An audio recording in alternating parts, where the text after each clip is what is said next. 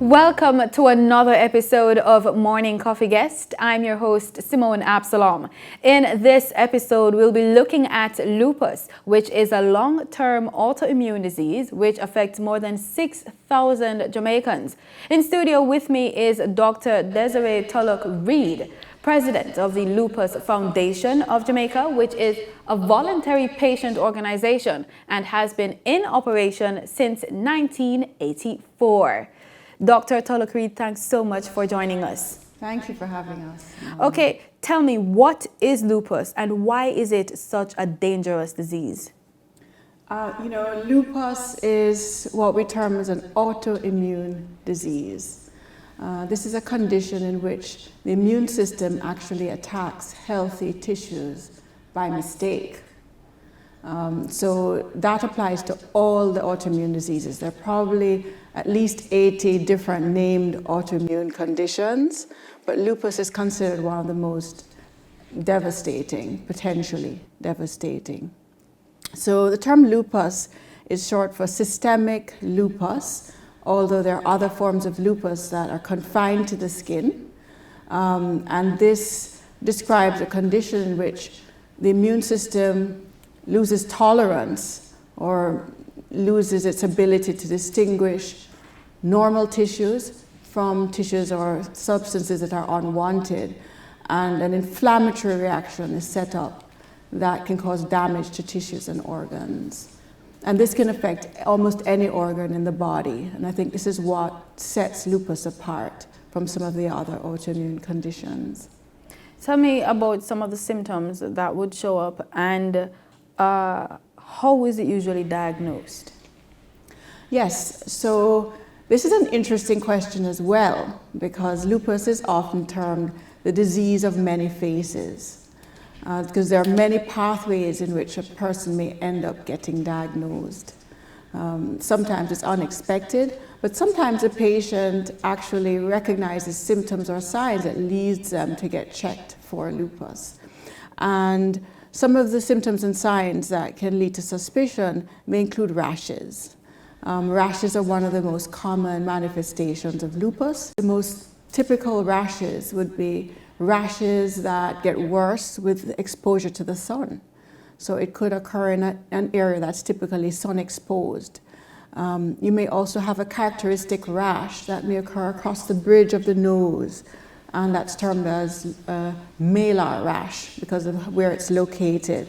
And this is where the term is often used as a butterfly rash, and hence the use of the butterfly very often in symbolic senses when speaking of lupus.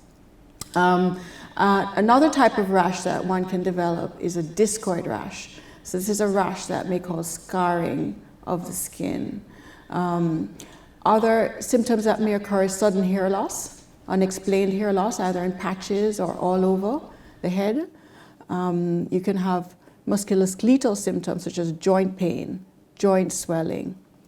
And then we term systemic symptoms like being very fatigued, getting fevers that persist for days and are not explained. Another symptom that somebody could have is actually chest pain, even respiratory symptoms or coughing, shortness of breath. This can occur if the lupus actually involves the heart or lungs. And finally, one of the things that people may notice is swelling. For instance, swelling of the legs, swelling of the body, a sort of fluid retention that can occur as sometimes a sign of kidney involvement. So that's also important. And we realize that lupus also can involve the nervous system. So people can present in different ways. For instance, seizures would be a big warning sign. In our setting, if a young person presents suddenly with seizures, lupus should be checked for.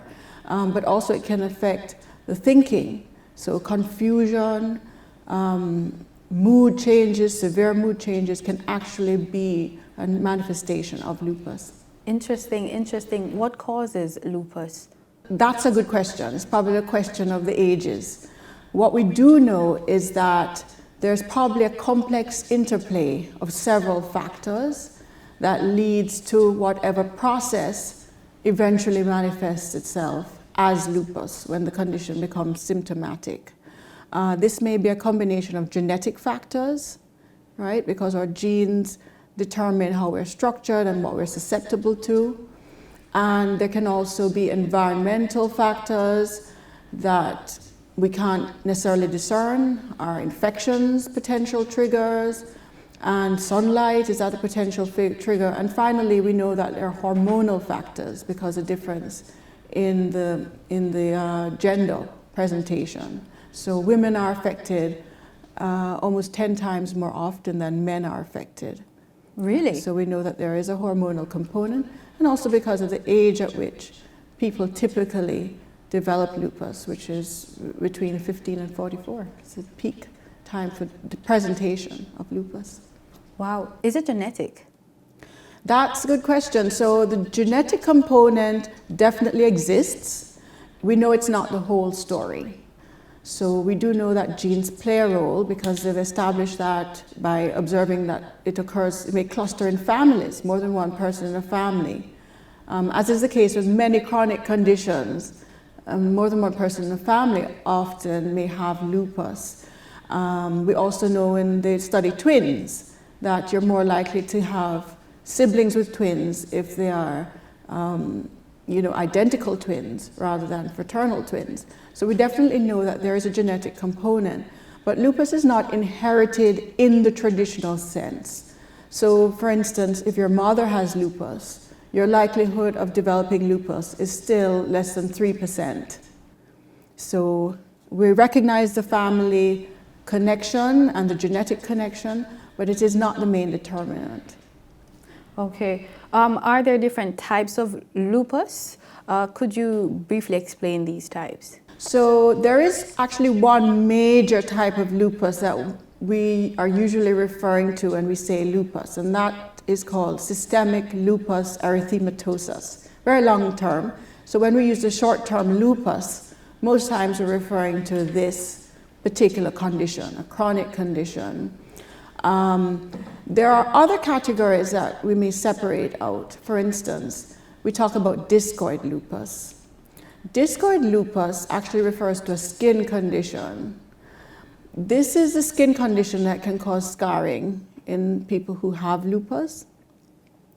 However, it can occur in a person with systemic lupus, and it can also occur by itself without the presence of systemic lupus. In other words, it can occur only in the skin, and the person may have no signs or symptoms of involvement anywhere else in the body.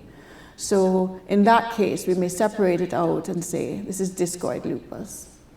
Another type that people identify is what is called drug-induced lupus. So there can actually, yes, be certain medications that people may take and react to it in a way that gives them symptoms and signs typical of lupus, most usually a rash, not usually all the systemic components, but perhaps fever, a rash, joint pain. And when the drug is stopped, then that goes away. So that happens, but this is not very common. It is actually fairly rare for people to react that way. And I would say those would be the major ones.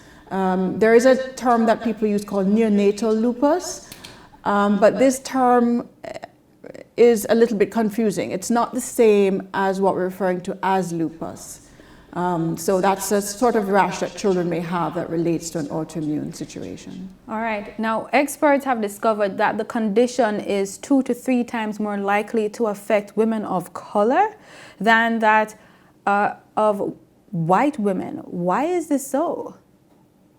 Yes, here again, the genes, right? So what they say is, scientists say, is that there really is no such thing as race. There's only family resemblance. So we don't know that this association has so much to do with the actual pigment you are, but the fact that certain populations of people have been found to have a higher rate of lupus. And this includes African Americans, Afro-Caribbeans. We have less data about its occurrence in Africans in the African continent. So traditionally there's a perception that it may not be as common, but it perhaps is that it hasn't been as well studied. But it doesn't affect the Caucasians as much. Lupus occurs in all races and in all people, any age, both genders. But we do find very often there's a higher rate of prevalence in these populations, also in certain Asian populations, also particularly in Hispanic populations, whom, as you know, who have a mixture, right, of Caucasian, Mestizo, Indian, African. So we know that it's a complex issue as far as the genetics are concerned, but there is obviously that factor. So the hypothetical theory is that if you're of mixed race, you are of a higher risk of developing lupus. Is that? Possibly. We just know about these particular groups. We know about the African Americans, Afro-Caribbeans, and we know about Hispanic groups having a higher incidence. Interesting. People with lupus often present with scars. What's the reason for this? I would say the most common reason for a patient with lupus to have scars is them having discoid lupus. And this is a particular kind of skin rash that affects the deeper layers of the skin. And that's why you'd have a propensity to scarring. Oh. So it can occur anywhere in the body, but very often it's an area that gets sun exposure. That may often be the most common site for a discoid rash. It may be in one place. Some people, unfortunately, may have a discoid rash extensively on the body. And sometimes those deeper rashes actually require systemic treatments, or treatments by mouth and not just creams, to make sure that they don't cause scarring. Oh.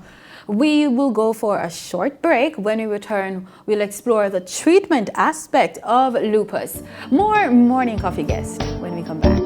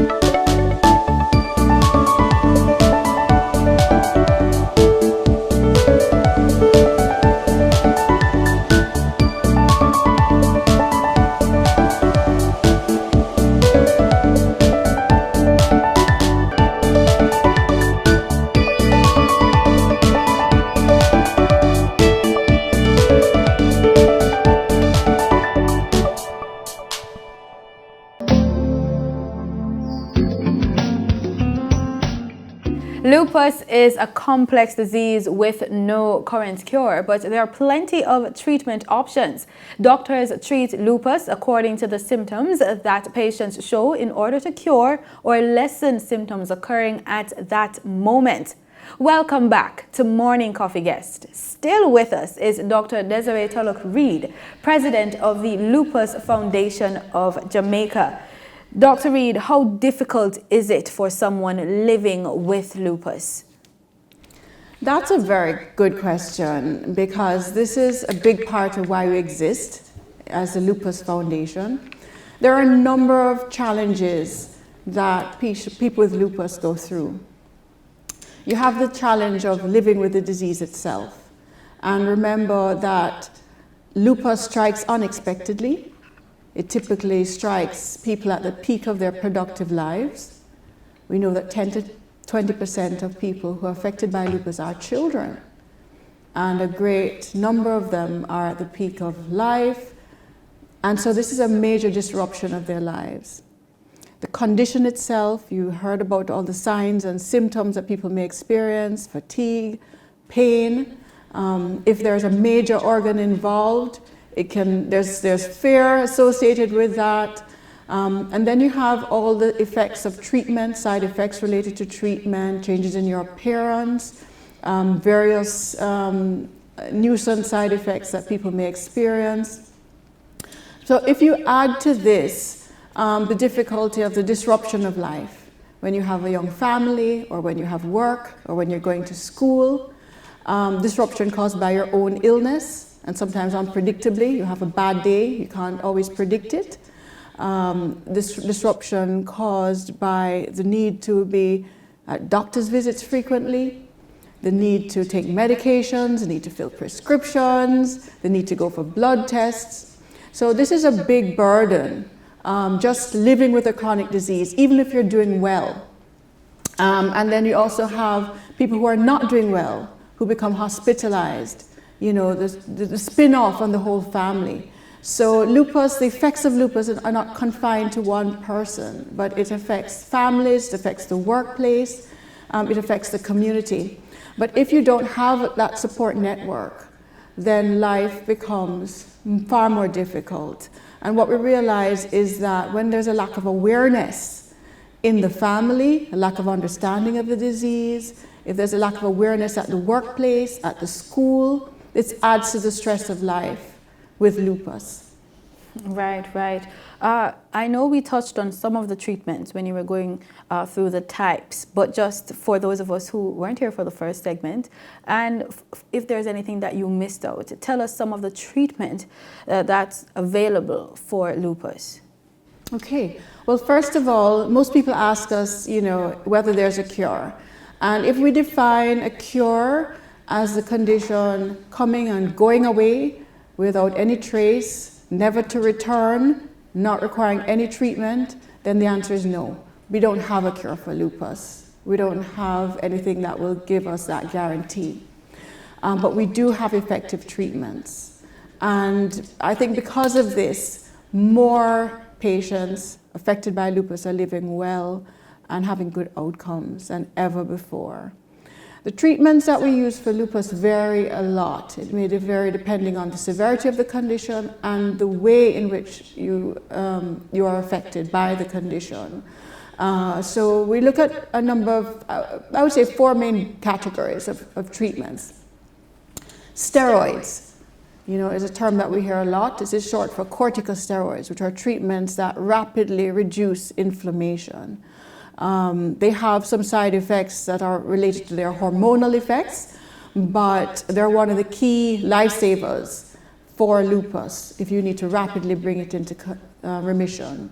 Other category is a disease stabilizer that we call antimalarials, popular one, hydroxychloroquine. So these are used to add stability to the disease and prevent flare-ups. The other category would be medications that suppress the immune system. So we use the term immunosuppressive medications. And we sometimes use the term steroid-sparing medications because they are often the ones that we use to complete the process that steroids started and to also maintain the process of controlling the disease so that steroids can be withdrawn gradually. And then finally, we have a new generation of treatments that we call biologic treatments. They work differently. They are actually specially designed proteins that have a very targeted effect. They go into the bloodstream and they isolate particular cells based on their molecular profiles. And this can actually help to remove certain cells that are helping to drive the immune response. So these are some of the new drugs and the new treatment approaches. Well, quite inspiring. Can we use alternative treatment when we're dealing with lupus?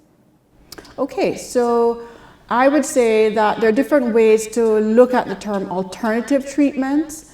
There's also a term that we call complementary treatments, which may be a nutritional approach, vitamins, nutrition, exercise, and other interventions that we know lessen the symptoms, help people manage the symptoms or feel better. And we also know there's an approach to especially nutrition and lifestyle that is important for mitigating other secondary issues with lupus, which is has to do with their cardiovascular health. A lot of people don't realize that lupus is one of the contributors to a risk of heart disease and stroke. And so having a lifestyle that counteracts that is very important. Very often when people use the term alternative treatments, they may be talking about natural medicines that especially are plant-based, like from bushes or derivatives of a plant-based compounds. And these may have a role, and there are persons who have mild forms of lupus in which the symptoms are not threatening to organ or, and so they may actually take these and feel well. However, one of the things we realize is that lupus can be a high stakes condition. There's not often a lot of room for the unpredictability that may come with using a compound as it occurs naturally. And we also have to remember that compounds that occur naturally, for a plant to be helpful, it has to be pharmacologically active, meaning it has to have chemicals in it that work much the same way as drugs do that you take in a drugstore. So if a medicine is natural, but if it is active, if it can actually do something for you, it also carries with it all the effects and potential effects of a drug. So there can be interactions and there can be side effects. The problem with the natural compounds is that we have less control or less predictability in understanding how they interact. And so sometimes we ask patients to be very transparent about what they're interested in taking or what they are taking, so that the doctor can research and give them advice as to what they know may be compatible with their main or their primary treatment course. So right now you're saying that we need to be more open with our doctors, have that conversation so that your alternative medicines doesn't clash or counteract with your drugs. Yes. Okay. So during the 2019 budget debate, Prime Minister Andrew Holness, he announced that the National Health Fund will now cover some of the costs of treatment for patients. How has this been received by members of the lupus community? Well, this news has certainly been welcomed and received very gladly by the lupus community. There was immediately a buzz in our community, lots of celebration and lots of relief. So we know that this will make a big impact. The National Health Fund actually refers to this program of subsidies, drug subsidies for particular drugs for persons who have certain specific chronic diseases. And up to now, lupus was not one of those chronic diseases. There are related conditions that are treated with similar drugs that may have been present, but not lupus specifically. And so what this means is that for persons, especially persons outside of the public sector, because we know that the persons within the public sector have been benefiting from free drugs to a certain extent, but certainly now people from outside of the public sector especially those can have relief, partial relief, yes, from this. And the importance of sustained and consistent treatment with lupus can't be overemphasized. It's not the sort of thing you should stop and start treatment with. It can be devastating. Somebody stopping a medication who has kidney involvement, somebody stopping that medication for 2 or 3 months could be in renal failure, and this could be permanent. So these drugs are critical, they're often expensive, and the involvement of the government in this, in subsidizing lupus drugs, is really good news for the lupus community.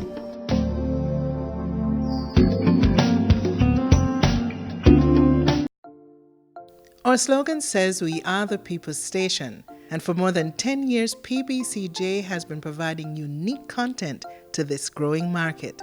Let us show you how we can serve you. We are small compared to our competitors, but it's our size that gives us the ability to dedicate ourselves to our clients. We move your project from concept to completion, keeping our activities in-house so we can make decisions in a timely and efficient manner. We have a creative, energetic, and youthful team ready to take your ideas to the next level. So what can we do for you?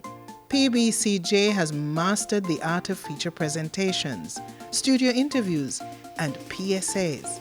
We also stand ready to create content for your social media platforms and make your message accessible anywhere, anytime. We also provide streaming for your conferences, seminars, and workshops. And guess what? You don't have to break the bank. because our fees are some of the most competitive in the market. And just when you thought it couldn't get any better, we air it free. You heard right.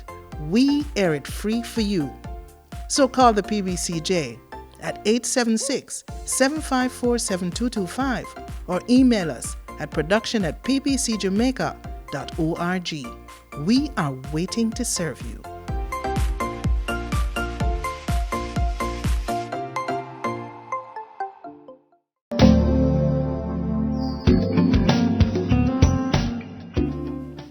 May 10 was celebrated as World Lupus Day.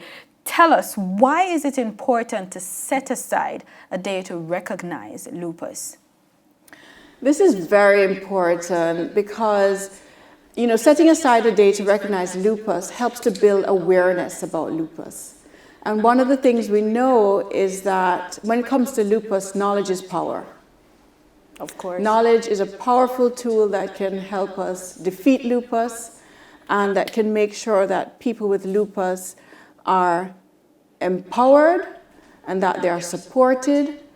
And so on World Lupus Day, the Lupus Foundation of Jamaica, in association with the World Lupus Federation, we join in together. We try to speak with one unified voice and engage individuals, the public, governments, and other important entities, other stakeholders, to join in and help us join the fight against lupus. It's a time when we help people to understand lupus, what it is.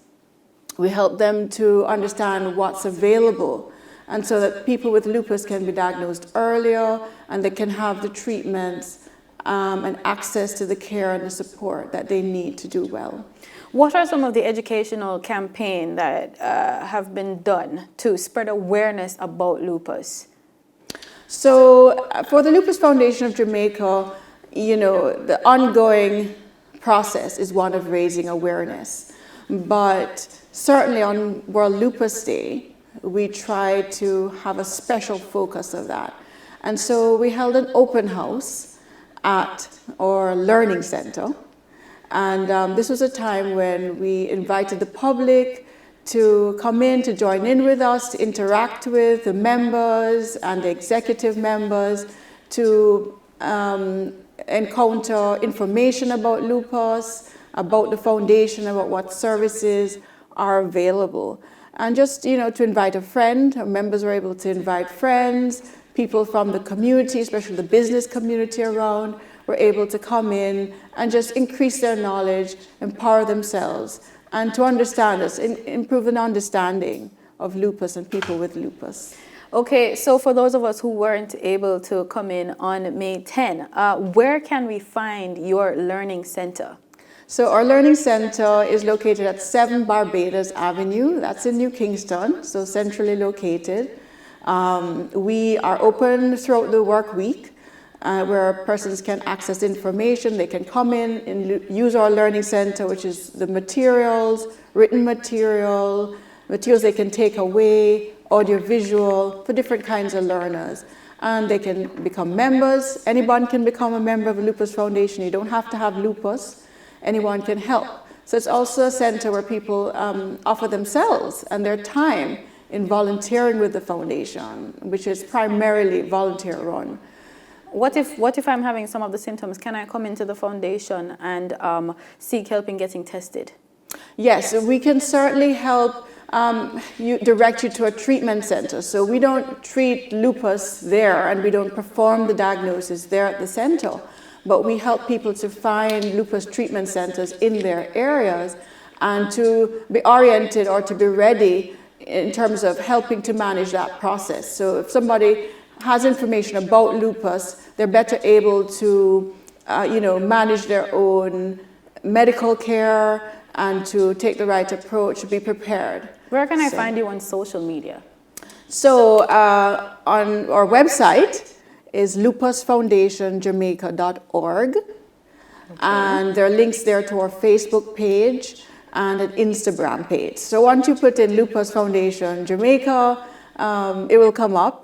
and we're happy to interact with you in any of those ways. You can become a member online, you can find information, you can find out a little bit more of our organization, and you can find out how you can participate or even give to the foundation, because we are volunteer run and we are fully operated by donations and fundraising efforts.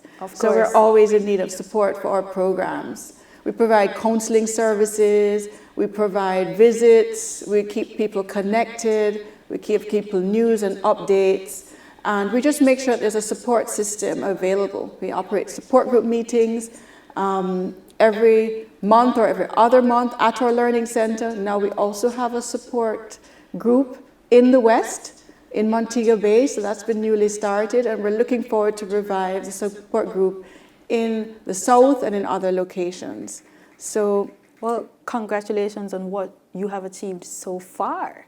Congratulations. That's all the time we have for this week's episode. Thanks so much, Dr. Turlock Reid, for coming in and being with us. Lupus can be difficult to diagnose due to its many symptoms. There are at least 13 common symptoms and signs of lupus in patients, but it's very individualized. I do hope that you found this episode informative. I have. Until next time, I'm Simone Absalom, and this has been Morning Coffee Guest. Thanks for watching.